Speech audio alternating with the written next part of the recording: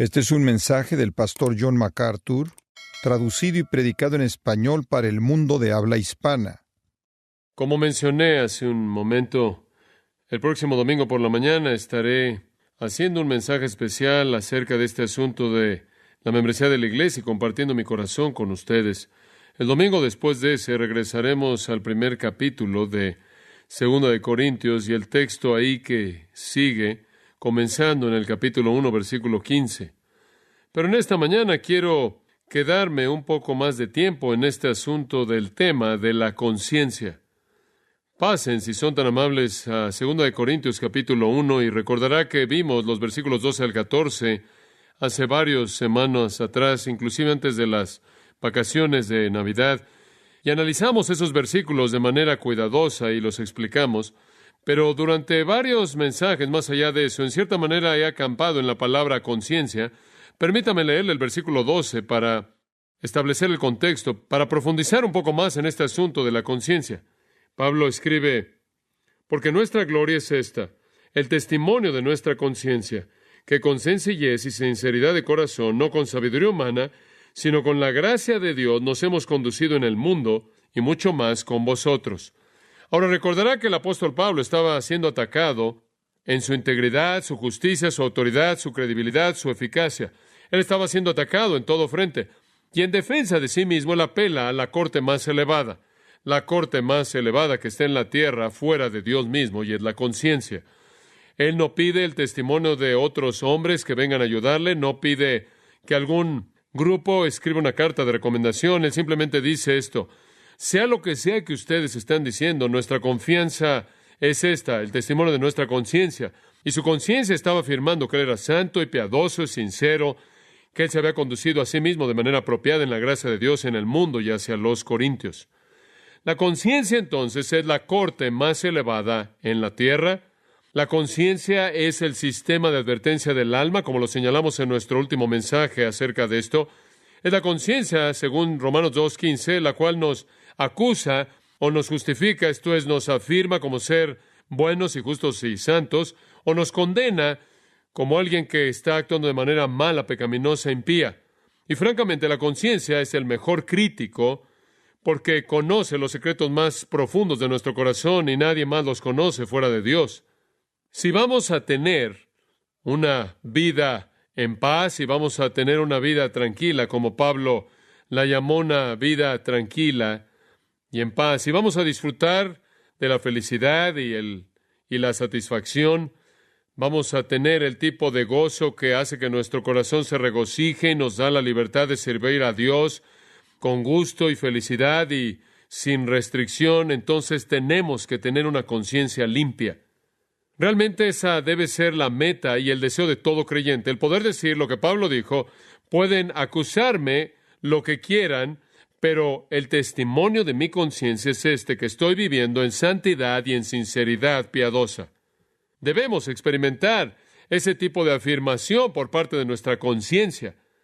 Y eso es desafiante, porque el pecado afecta toda nuestra vida, todo nuestro ser, lo más profundo de nuestro ser. La pecaminosidad se encuentra en la médula del alma humana.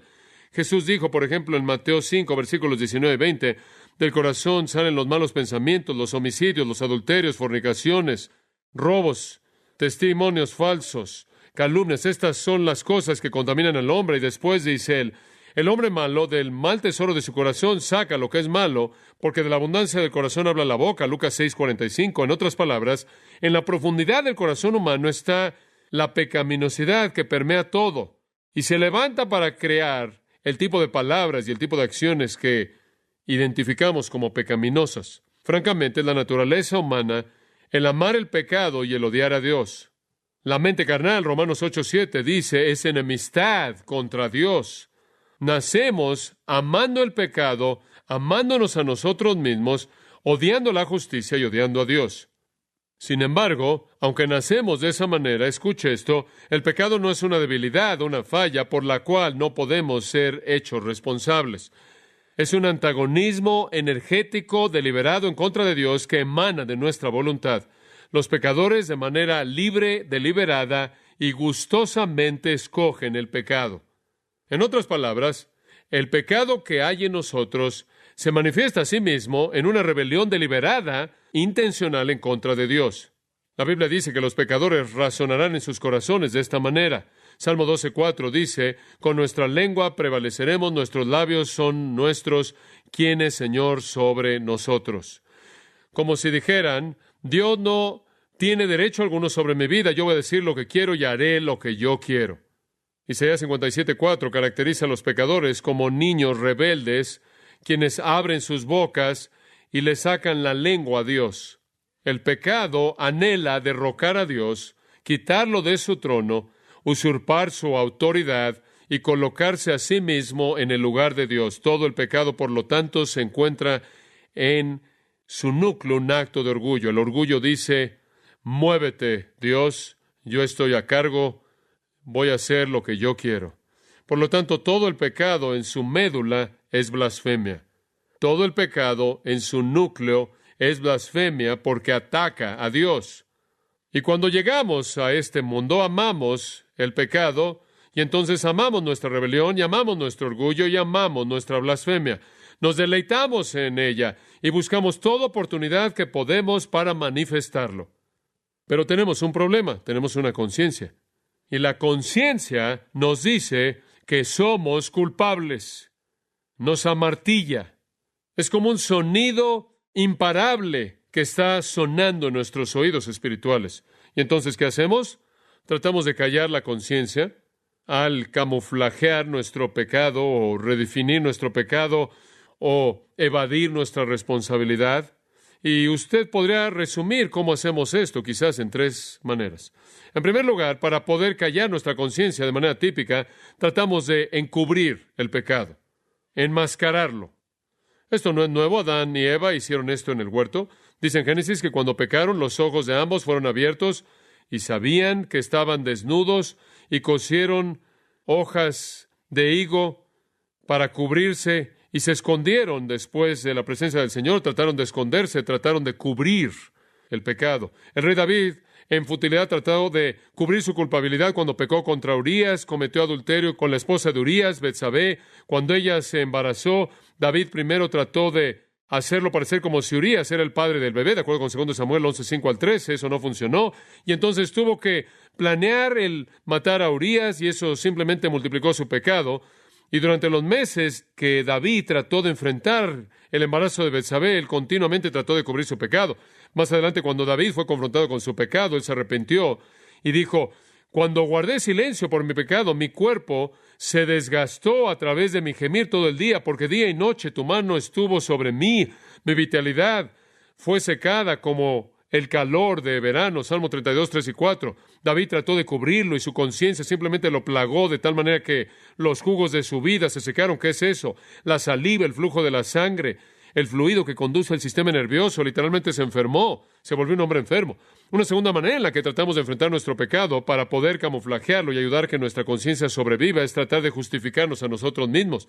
El pecado siempre es la culpa de alguien más. De nuevo usted regresa a Adán y Eva, y Adán no culpó a Eva, sino de hecho a Dios. Y él describió a Eva como la mujer que tú me diste, y por lo tanto él no estaba solo culpando a su esposa, sino también a Dios. De manera típica, la gente trata de justificar su pecado porque creen que tienen alguna razón válida. Se convencen a sí mismos diciendo que está bien porque realmente son víctimas de algún poder exterior a ellos, algún poder ajeno a ellos, otra fuente. En nuestro día, inclusive, llamamos al pecado enfermedad, nos llamamos a nosotros mismos víctimas, negamos que hemos hecho algo que realmente está mal. La mente humana es interminablemente creativa en tratar de justificarse a sí misma, y la manera de pensar pervertida nos hace hacer eso. En tercer lugar, y de manera breve, ignoramos nuestro pecado. Tratamos de camuflajear nuestro pecado al cubrirlo, intentamos justificarnos como víctimas, o somos ignorantes. En otras palabras, podemos pecar en ignorancia absoluta. Somos tan ignorantes en términos de la ley de Dios, que simplemente pecamos de manera ignorante, y eso es algo característico de nosotros como pecadores. Como el salmista, tenemos que orar, ¿quién entenderá sus propios errores? Líbrame de pecados ocultos. Y eso es lo que David dijo en el Salmo 19. Hay cosas que pasan en mi vida de las que ni siquiera estoy consciente, como también manténme lejos de pecados presuntuosos. Hay cosas que conocemos y planeamos y premeditamos. Hay cosas que simplemente son actividades que son parte de nuestro estado caído de manera natural, tendemos a ser insensibles hacia nuestro propio pecado. Esa es la razón por la que Jesús dijo, antes de que andes en la vida en el ojo de alguien más, en Mateo 7, sácate tu pecado. ¿Por qué no te quitas primero la viga de tu propio ojo y luego ves el palillo de tu hermano? Y podemos ver el pecado con mucha frecuencia, con mayor claridad en otros que nosotros mismos, y el pecado es muy engañoso. Algunas veces pensamos que debido a que no vemos el acto de pecado, que no tenemos que enfrentar las actitudes de pecado que hay en nuestros corazones. Entonces, como seres humanos, simplemente hablamos de manera categórica, de manera general ahora. Como seres humanos tenemos una conciencia. La conciencia es motivada cuando pecamos. Es motivada por la ley más elevada conocida en nuestros corazones, y debido a que inclusive la gente pagana tiene la ley de Dios escrita dentro de ellos, de tal manera que saben lo que está bien y lo que está mal, su conciencia los aflige con culpabilidad. Tienen que enfrentar eso. ¿Cómo lo hacen? Normalmente lo cubren, lo justifican de alguna manera, o simplemente lo ignoran porque están tan ocupados en su vida, están mal informados acerca de las cosas de Dios, que no saben lo que Dios dice acerca de su pecado. Inclusive, si en algún lugar en el pasado supieron de eso, ya lo han olvidado lo que una vez conocieron, y entonces el pecado puede llevarse a cabo en las vidas de la gente y ni siquiera son sensibles a ello. Se está volviendo ahora un patrón tal en su vida que ni siquiera lo identifican como pecado. Ahora, esa es una manera muy peligrosa de vivir, porque en últimas lo va a condenar a usted. En últimas lo va a enviar al infierno, porque usted está camuflajeando aquello que tiene que reconocer para venir al Salvador, ¿no es cierto? Y hemos hablado de eso. Ahora, quiero profundizar un poco en esto, porque me preocupa mucho esto en todas nuestras vidas. Y simplemente quiero hacer algunas preguntas en esta mañana y tratar de responderlas para que podamos profundizar en esto. La primera pregunta es esta: ¿qué es el pecado? Debemos tener alguna idea clara de lo que es el pecado. El pecado, según las Escrituras, es 1 Juan 3:4, la transgresión de la ley. Esto significa, el pecado es cualquier violación de la ley de Dios. Cualquier persona que practica el pecado también practica la impiedad. Como lo dice una versión, el pecado es transgresión de la ley, es una violación de la ley de Dios. Cualquier falta de conformidad al estándar moral perfecto de Dios es pecado. Ahora, la demanda central de la ley de Dios es esta. ¿Cuál es el primer mandamiento? Amarás al Señor tu Dios con todo tu corazón, alma, mente y fuerzas, ¿verdad? Y el segundo es este: amarás a tu prójimo como a ti mismo. Entonces, la cúspide de todo pecado es violar esos dos. La cúspide de todo pecado es no amar a Dios. Esa es la violación primordial. Y se manifiesta cuando Juan 16 dice que el Señor va a enviar al Espíritu Santo y va a convencer al mundo de pecado. ¿Cuál es el pecado del pecado? Porque no creen en mí. En otras palabras, eso va de la mano con no amar al Señor, es no amar al Señor Jesucristo. Por eso 1 Corintios 16:22 dice: si alguno no amara al Señor Jesucristo, sea anatema. Entonces, el pecado definitivo, la cúspide del pecado, la suma del pecado es la falta de amor a Dios, falta de amor hacia Cristo. Esa es la cúspide de todo pecado, esa es la suma de toda la pecaminosidad. La mente carnal, Romanos 8:7 de nuevo, no se sujeta a la ley de Dios y no puede. Entonces, una persona no regenerada no puede guardar la ley de Dios, y por lo tanto él peca y peca y peca y peca. Y el pecado que guía el desfile es la falta de amor hacia Dios, la falta de amor hacia Cristo, y junto con ello, el amor que va de la mano hacia sí mismo, que se manifiesta en orgullo. Nuestro odio natural de la ley es tal que, inclusive sabiendo lo que la ley demanda, no hace nada sino motivar más desobediencia. Escuche lo que Pablo escribió: las pasiones pecaminosas son despertadas por la ley, y no habría llegado a conocer el pecado fuera de la ley. No habría conocido acerca de la codicia si la ley no hubiera dicho no codiciarás, pero el pecado, tomando oportunidad a través del mandamiento, produjo en mí la codicia de todo tipo. Romanos 7:5-7. Pablo dijo: leí acerca de un pecado y después supe lo que era y después me vi a mí mismo haciéndolo. En lugar de que la ley de Dios me ayude a derrotar el pecado, la ley de Dios simplemente despertó el pecado.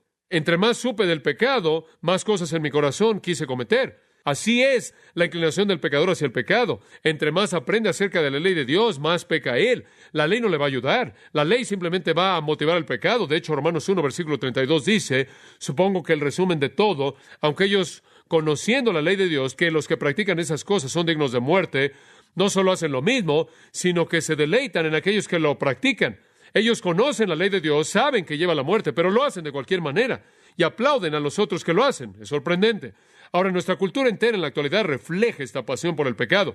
Vivimos en una cultura en donde la pasión ahora es legítima. En algunas culturas no lo es. Y entonces hay restricciones sociales en lo mismo, pero no en la nuestra. Nuestra cultura entera refleja este amor apasionado hacia el pecado y nadie quiere aparentemente estorbarlo. En ningún lugar esto es más visible que en el mundo de los medios masivos de comunicación. Los medios masivos de comunicación se han convertido en los voceros de los pecados más bajos del hombre, Y en ningún lugar es más vil que en MTV. MTV, llamado música, televisión en inglés, transmite imágenes interminables de sexo, drogas y violencia, de manera interminable. Su programación de manera deliberada está diseñado para apelar a los deseos de los ojos, los deseos de la carne y la vanagloria de la vida. No tiene otro propósito. No tiene una virtud redentora. No tiene la intención de hacer que la gente sea moral, hacerlos buenas, ayudarles a pensar de manera profunda. No tiene la intención de educarlos, no tiene la intención de informarles, tiene la intención de liberar su pasión. Esa es su misión primordial, ese es su propósito entero. El programa de mayor rating en MTV es una serie animada que tiene a dos personajes cuyas vidas enteras son pasadas viendo videos musicales, desafiando todo estándar de bondad y moralidad. Beavis y su amigo, cuyo nombre no debe ser mencionado en público, pero ustedes lo conocen, literalmente ha llegado a las profundidades de la inmoralidad en la televisión. El lenguaje, las imágenes que se incluyen en estos programas son deliberadamente ofensivas, deliberadamente viles, son anticristianas, antimoral, y ni siquiera sería apropiado que yo las discutiera en un servicio de adoración. A pesar de esta realidad sorprendente de MTV, la cual es la escoria, el caño de la industria de los medios masivos de comunicación, MTV recientemente realizó un programa especial acerca de la teología del pecado. No lo vi en MTV, que quede claro, porque no tengo eso en mi televisión. Lo vi en PBS, en donde lo repitieron en el sistema de transmisión pública. Francamente me sorprendió ver que MTV llegara a reconocer el concepto del pecado, mucho menos hacer una serie especial acerca de esto ahí en MTV. Entonces me pareció curioso el ver de qué iba a ser. Vi un video del programa y fui realmente lo que esperaba, una racionalización humanista en su totalidad que presentaba el pecado como algo que no era malo, simplemente lo redefinió. Hubieron cierto tipo de conductas que dijeron que no se podían evitar. Algunas cosas eran imprudentes, no se aconsejaba que se hicieran, y a veces era no amable hacer ciertas cosas, pero no había nada inherentemente impío en nada, y no había nada que ofendiera a Dios, porque realmente no había Dios. Ahora, la serie estaba diseñada en torno a los 7 pecados mortales, y si alguno de ustedes tiene un trasfondo del catolicismo, probablemente han oído de los 7 pecados veniales o mortales. No se enlistan así en la Biblia, pero en la época medieval, algunos teólogos medievales elaboraron una lista de lo que pensaban que eran los pecados, los 7 pecados veniales. Es una lista algo familiar. Aquí están el orgullo, la avaricia, la lujuria, el enojo, la envidia, la glotonería y la pereza. No una lista bíblica, pero un grupo clásico, probablemente elaborado por algunos teólogos medievales. El propósito no era identificar todo el pecado, sino identificar las actitudes de raíz de todo el pecado. Notará que esos son 7 pecados, llamados los 7 pecados mortales, no acciones, son actitudes. Orgullo, avaricia, lujuria, enojo, envidia, glotonería y pereza. Esos dan lugar a ciertas palabras, ciertas acciones. Pero esos, pensaron los teólogos, en cierta manera en las cosas que yacían detrás de toda la conducta humana pecaminosa.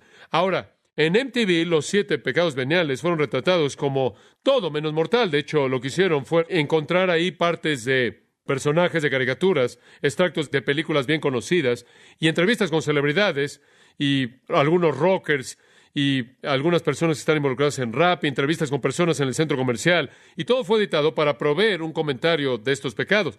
Y estas son las respuestas típicas. Queen Latifah, una cantante de rap, dijo: el orgullo es un pecado, no estaba consciente de eso. La actriz Christy Alley estuvo de acuerdo y dijo, y cito, no creo que el orgullo es un pecado, creo que es algo que un idiota inventó. Fin de la cita. Un rockero del grupo de Aerosmith dijo, y cito, la lujuria es para lo que vivo. Para eso me metí en la banda. Para las niñas que están ahí en la primera fila. El rapero Ice-T dijo, hablando del enojo, y cito, es necesario. Tienes que liberar esta tensión porque la vida trae tensión. Liberamos nuestro enojo cuando grabamos discos. Cuando hicimos Mata al Policía, estábamos enojados y los policías se enojaron. Un personaje, Michael Douglas, en una película llamada Wall Street, dijo, la avaricia es buena. Y claro, junto con todo esto, hubo una inversión total de la definición del pecado, la apelación inevitable a la psicología popular para definir estos puntos de vista, y la defensa fue siempre a lo largo de la idea de preservar la autoestima. La psicología dice que no podemos estar etiquetando a la gente como pecadores, va a echar a perder su autoestima. Ice-T dijo, y cito, el orgullo es un mandato. Ese es uno de los problemas de los niños en las ciudades, en las calles. Los niños no tienen suficiente orgullo. Me metía en una pandilla debido al orgullo. Ahora, ¿qué tan torcido es eso? John Leo escribió una perspectiva de esto en una revista que se llama US News y World Report, y resumió el sabor del programa, el cual leí y pensé que era muy interesante. Escuche lo que dijo, y cito: en lugar del lenguaje de la moderación y el dominio propio, todo el mundo parece hablar en el idioma terapéutico de los sentimientos y la autoestima. El orgullo no es un pecado, debe sentirse bien acerca de usted mismo. La envidia lo hace sentirse mal acerca de usted mismo. Cuando usted tiene sexo con una mujer, un rockero dice, ella lo hace sentirse bien acerca de usted mismo.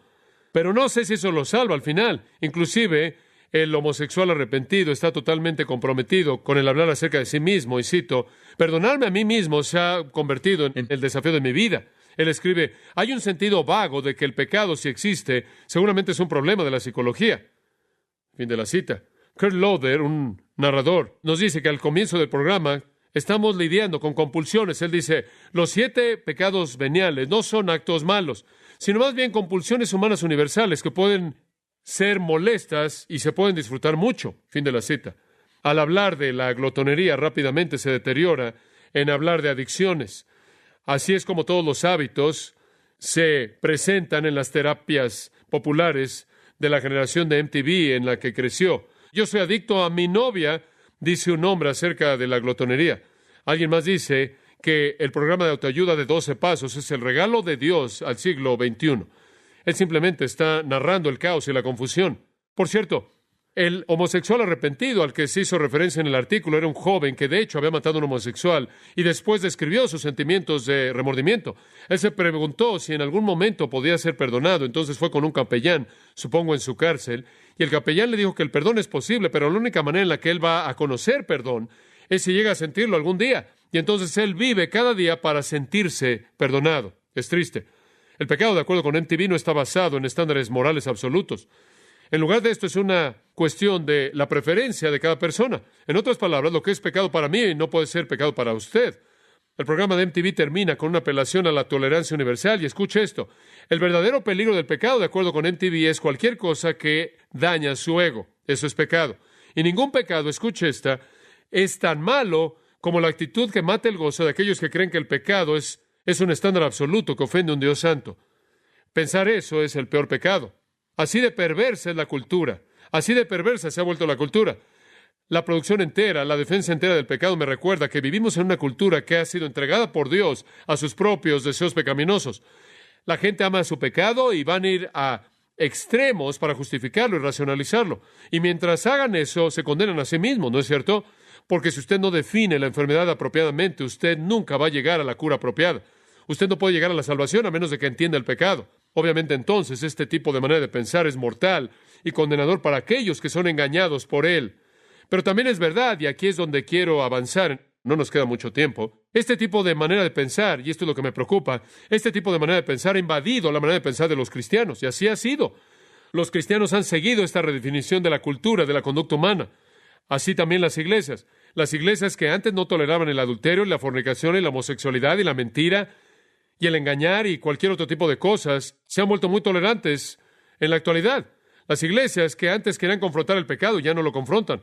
Hemos seguido el juego psicológico de jugar a la autoestima y la edificación del ego. Esto es típico en todos los movimientos de la iglesia cristiana. No lo es en toda iglesia, pero ciertamente se encuentra en muchas iglesias. Y si usted habla en contra de eso, realmente usted es anatema. Le hemos permitido al mundo redefinir la ley moral de Dios, inclusive redefinir la naturaleza de Dios y hacerlo más tolerante del pecado, de lo que Él es. La exposición constante a la palabra de Dios entonces es esencial. Y le voy a decir una cosa, en un tiempo así, lo que las iglesias necesitan más que cualquier otra cosa es estar expuestos de manera constante al estándar divino de Dios. En lugar de eso, tenemos iglesias que están doblando la rodilla ante la mentalidad de MTV y dándoles más de lo mismo, lo cual es inconcebible para mí. Debería haber un enojo tal de hostilidad en contra de esto que literalmente iría en contra de esas iglesias que están diluyendo la verdad. Digo, deberíamos estar tan enojados por esto que debería comenzar con una revolución espiritual. Digo, me parece sorprendente que en un tiempo en el que la cultura está siendo definida por MTV, las iglesias están tratando de adaptarse a la cultura. Es increíble. Por otro lado, lo que la gente necesita de manera desesperada, exposición constante a la palabra de Dios, lo cual es lo único, escuche esto, lo único que lo va a mantener usted sensible a la moralidad divina semana tras semana tras semana, conforme usted es atacado por lo demás. Cuando necesitamos eso de manera desesperada, el mantener nuestra sensibilidad al estándar de Dios y a la verdadera santidad y a la verdadera pureza, las iglesias están haciendo eso a un lado a favor de entretener a su congregación. Y es un tiempo sorprendente en el que vivimos. Ahora quiero hacer una segunda pregunta. Veremos hasta dónde llegamos. ¿Cuál es el pecado que es el más serio? Sabemos qué es el pecado. Es cualquier violación de la ley de Dios. Y nunca vamos a ser sensibles al pecado a menos de que constantemente nos mantengamos sensibles a la ley de Dios, y usted hace eso mediante la enseñanza de la palabra. Porque la cultura simplemente está ahogando a la gente, incluyendo a la gente cristiana, en esta nueva moralidad y esta nueva explicación psicológica de la iniquidad y esta nueva basura acerca de la autoestima y la necesidad de edificar, de construir su ego. Sabemos lo que es el pecado. Simplemente conforme somos expuestos a la palabra de Dios, y creo que esto tiene que suceder todo el tiempo. Este no es un momento para sermones cortos que son interesantes. Este es un momento para sermones largos que son demandantes. Mantener una vida pura es muy, muy desafiante en esta época. Y necesitamos oír la palabra de Dios. Pero profundicemos un poco más. ¿Cuál es el pecado más serio? ¿Cuál es el pecado más serio? Y le voy a decir cuál es la respuesta. Los teólogos medievales lo dijeron de manera correcta. Son los pecados de la mente. Son los pecados de la mente. Jesús lo dijo. Es a partir del corazón que la boca habla. Es lo que hay en el corazón del hombre que sale, que es tan contaminante.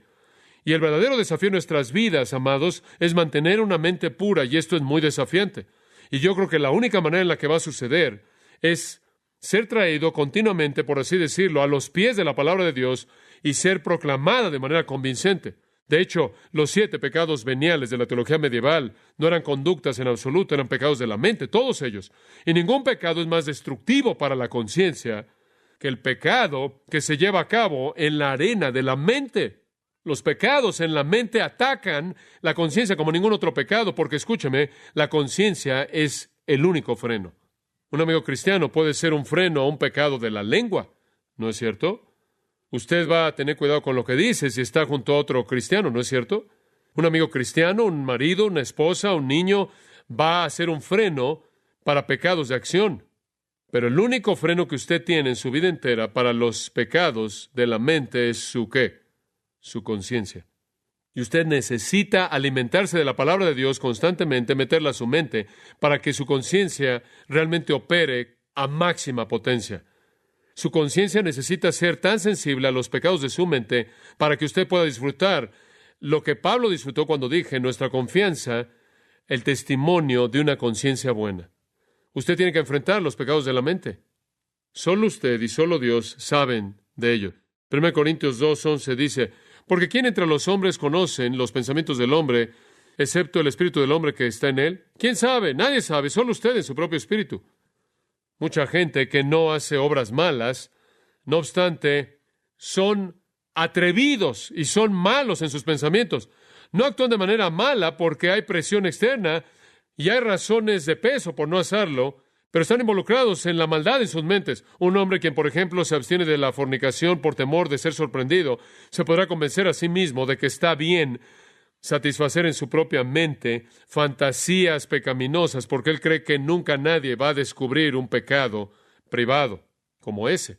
Pero la realidad es que el pecado que él entretiene de manera deliberada en su mente puede ser 1000 veces más malo que cualquier cosa que jamás llegaría a ser delante de otros. Y las Escrituras dicen que su culpabilidad es igual delante de Dios como si lo actuara. Esa es la razón por la que su conciencia es tan demandante, tan imparable. Como puede ver, el satisfacer pecados de pensamiento, meterse en ese tipo de cosas es molestar su conciencia de manera directa, atacarla de manera directa. Y eso es simplemente tener culpabilidad interminable y la ausencia de gozo. Aquellos cuyos pensamientos son impuros no pueden tener conciencias limpias, conciencias puras. La culpabilidad es inherente en el pensamiento malo. Cuando los pensamientos están contaminados, la conciencia inmediatamente es contaminada y la conciencia grita. A los puros, dijo Pablo a Tito en el capítulo 1, versículo 15, todas las cosas son puras, pero a los que son inmundos, nada es puro. Tanto su mente como su conciencia está contaminada. Cuando la mente está contaminada, la conciencia está contaminada. Nada daña a la conciencia más que el hábito de meterse en pensamientos malos.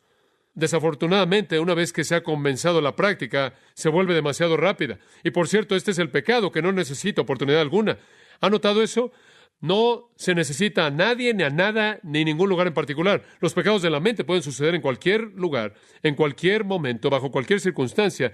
Y esa es la razón por la que cuando usted comienza a cultivar pecados de la mente, usted se coloca en una situación totalmente aterradora porque no puede escapar. Hay algunos pecados de los que puede huir, no de los pecados de la mente. Entonces es destructivo más allá de cualquier cosa. Usted cree que está bien porque no está afuera y todo el mundo piensa que todo está bien. Y la realidad es que está peor por dentro porque no es detectado por otros y por lo tanto está cultivando iniquidad habitual al involucrar la mente y las emociones y el deseo y la memoria y la imaginación, pensamientos de pecado.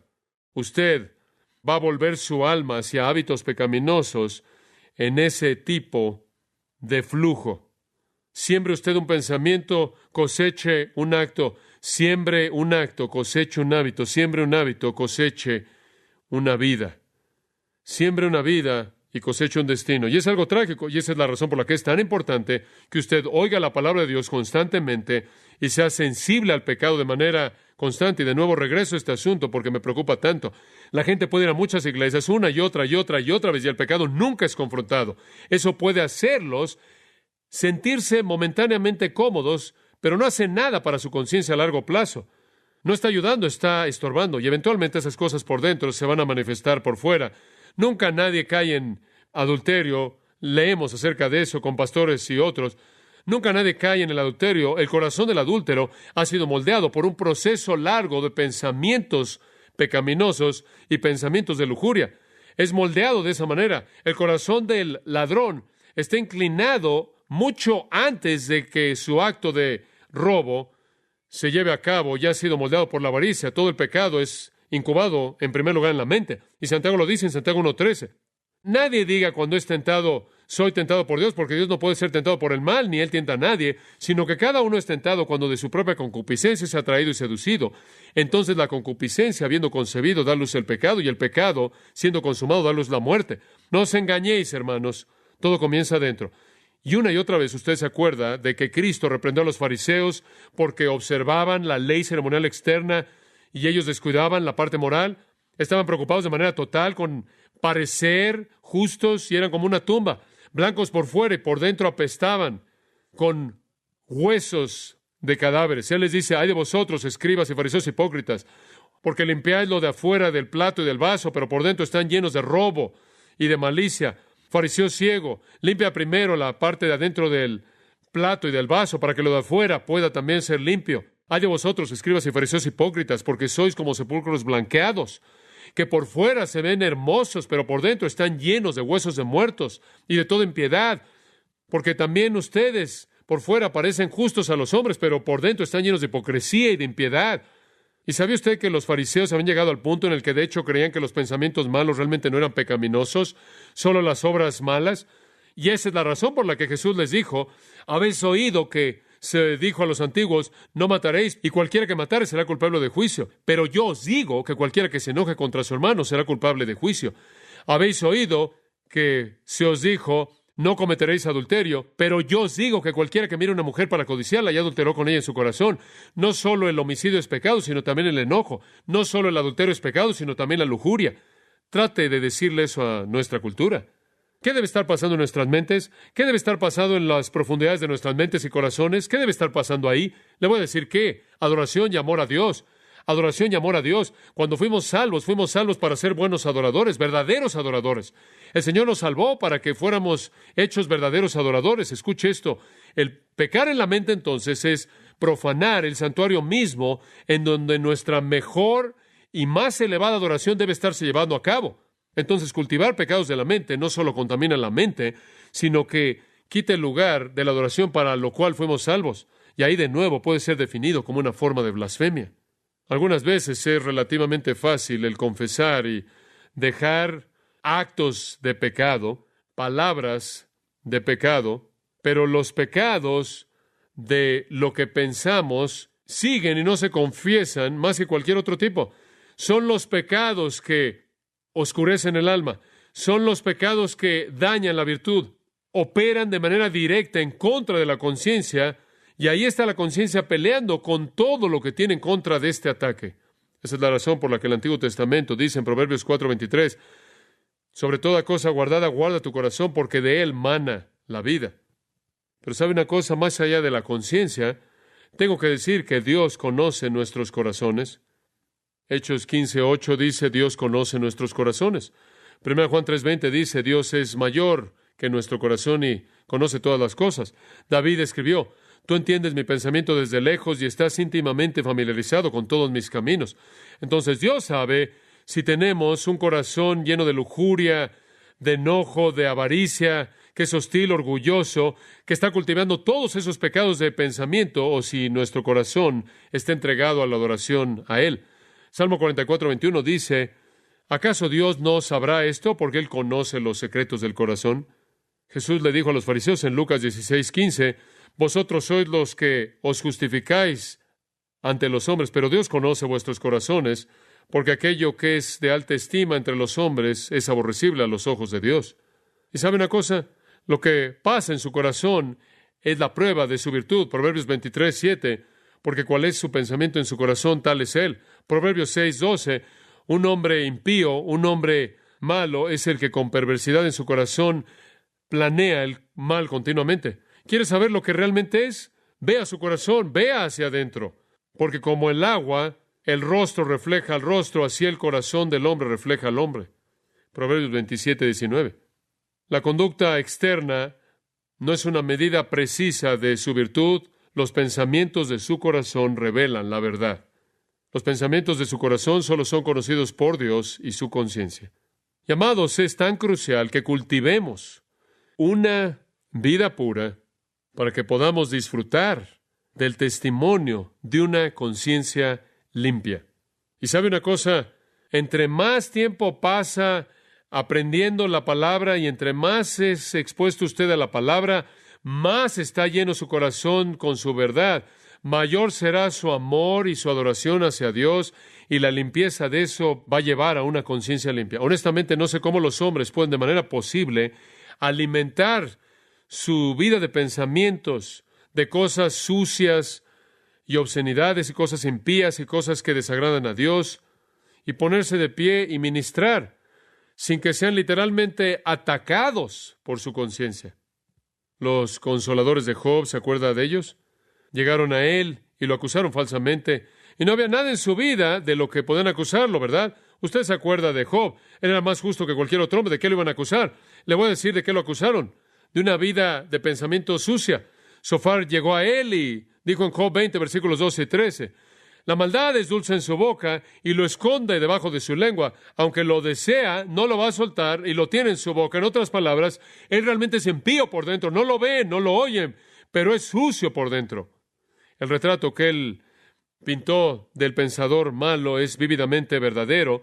Los pensamientos malos son como dulces para él. Para el pensador malo le dan una gran satisfacción sus iniquidades imaginarias, saborean sus fantasías malas, lo disfrutan como un bocado de dulzura debajo de su lengua, le dan vueltas en su imaginación, regresan a los mismos pensamientos impíos, de los cuales pueden derivar placer una y otra vez, los disfrutan como un animal que está rumiando, y traen sus pensamientos malos favoritos una y otra vez para reavivarlos en la mente. De esto acusaron a Job, pero lo juzgaron mal. Job se había guardado cuidadosamente en contra de eso. Esto es lo que dijo en Job 31:1. Hice pacto con mis ojos, ¿cómo había pues yo de mirar a una virgen? Yo no veo ninguna dirección que va a cultivar un pensamiento malo. Él sabía que Dios era la audiencia de sus pensamientos. Él dice esto, ¿acaso él no ve mis caminos y cuenta todos mis pasos? Si yo he caminado con falsedad y mi pie es apresurado, y ha seguido el engaño, que él me pese con pesas precisas y que Dios conozca mi integridad. Y después Job negó que su corazón había seguido sus ojos. Él negó que su corazón había sido atraído por otra mujer. Ese habría sido un crimen de lujuria, dice él, en iniquidad. E iniquidad a ser juzgada por los jueces. El esconder la iniquidad en el seno, dijo él, sería el cubrir la transgresión de uno como Adán. El pensamiento mismo sacudía su corazón justo. No, Job estaba muy consciente del peligro de los pensamientos pecaminosos. Él de manera deliberada, consciente, guardó su corazón para evitar esas cosas. Y después, ¿sabe qué más hizo él? Él inclusive ofrece un sacrificio a Dios en caso de que sus hijos hubieran pecado en sus corazones. Cuando los días del banquete se habían completado, Job enviaba y los consagraba y se levantaba temprano por la mañana y ofrecía holocaustos según el número de todos ellos, porque Job dijo, quizás mis hijos han pecado y maldecido a Dios en sus corazones. Esto hacía Job de manera continua, preocupado no solo por la vida de sus pensamientos, sino también por la vida de pensamientos de su propia familia. Esa es la razón por la que dijo, no hay ningún otro como él en la tierra. Él es un hombre perfecto, él es un hombre irreprensible y recto que teme a Dios y se vuelve del mal. Entonces, todo este asunto de pecados de pensamiento tiene que ser enfrentado. Si vamos a enfrentar la conciencia, si vamos a liberar nuestra conciencia y disfrutar de paz y gozo y felicidad y el gozo de la experiencia cristiana. Si usted quiere callar su conciencia ruidosa, usted va a tener que enfrentar su vida de pensamientos. Bueno, quizás deba terminar rápidamente en 2 minutos. Hay 3 maneras en las que la mente se involucra en pecado. Simplemente las voy a mencionar y después voy a detenerme. Pecados de memoria, en primer lugar, el disfrutar la memoria de pecados pasados, el traer de regreso una memoria de un pecado pasado y repetir el pecado de nuevo. No hace mucho tiempo atrás bauticé a un hombre que había sido homosexual, transformado por Cristo, su vida fue cambiada, su círculo de amigos fue cambiado. Él se alejó lo más que pudo de cualquier cosa que le recordaba de la vida pasada. Él no era tentado por amantes antiguos, él no era tentado por los homosexuales que lo rodeaban, pero ¿sabe qué era lo que le traía una tentación incesante? Adivine, su memoria, que reciclaba todas las relaciones ilícitas de su pasado. Memorias tan vívidas, tan incrustadas en su cerebro que él pensaba algunas veces que nunca podría vencerlas. Todas las relaciones viles del pasado estaban acumuladas ahí, y si él quería, él podía decirle no a esas tentaciones, y si él quería, podía decir sí, y podía reciclar la inmundicia del pasado. El pecado tiene una manera de grabarse a sí mismo en nuestras memorias con sensaciones vívidas que no podemos sacudirnos. Y le voy a decir una cosa, me entristece cuando sé que personas jóvenes que fácilmente son impresionadas en sus años de adolescencia se van y se sientan en una película y observan a personas que tienen metros de altura en un drama vívido, involucrados en actividades sexuales, y suponen que esas imágenes pueden permanecer en las mentes de esos jóvenes para siempre, por lo menos en esta vida. No las puede sacar de ellos, no las puede hacer a un lado. Y Satanás puede hacer que entre ese ciclo y su carne